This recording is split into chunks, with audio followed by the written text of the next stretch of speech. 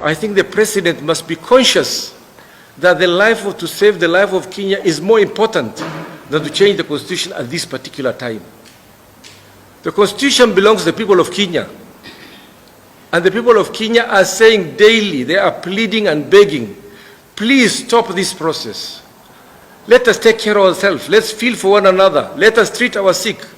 There are people today who cannot afford to buy 2 kilograms of unga. They are going hungry.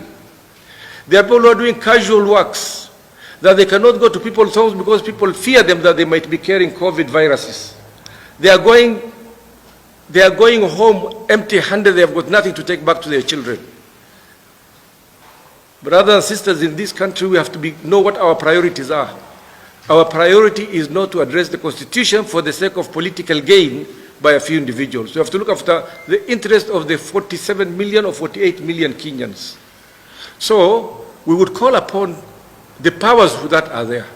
And specifically, we call upon the head of state, President Uhuru Kenyatta, and the leader of ODM, our brother and elder, Raila Amolo Odinga, that we are pleading to him that it is not a priority for us to go to a referendum now. We are not in the moral state, we are not in the mental state, neither are we in the financial state to go for these things. So we call upon them, please postpone this thing. Let us address the COVID-19 issue, and we have got plenty of time to come and look at the governance of this country. And at the same time, we are not coming out of a situation of war. Kenya is a stable country. We have a constitution, which it has been claimed is one of the best. It's a document done by human beings. It will always have flaws. We will have the time to address those flaws. So please, call off this exercise.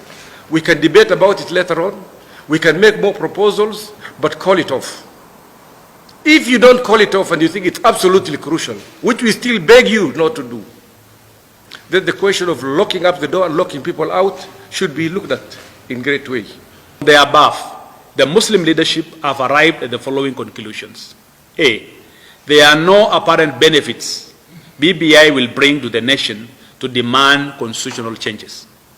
B, BBI proposals will claw back the gains have had in the new constitution dispensation. C, BBI will bring an imperial president, which makes Kenyans have rejected. BBI will weaken the checks and balances in government. We are therefore calling on BBI agitates to go back to the drawing board and relook at the proposals. We are asking the president, as the leader of this country, to use his mandate and stop any further action on this process until these proposals are overhauled. This is your country. Mwenyezi Mungu amewaleta hapa this time, na mtaulizwa mlifanya nini kutengeneza, kuharibu, mtajibu hayo yote. Baada ya hiyo,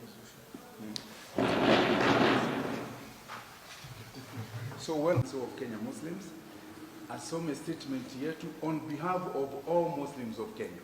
Tumeconsult sana na labda atawaeleza Abdullahi mwenyewe.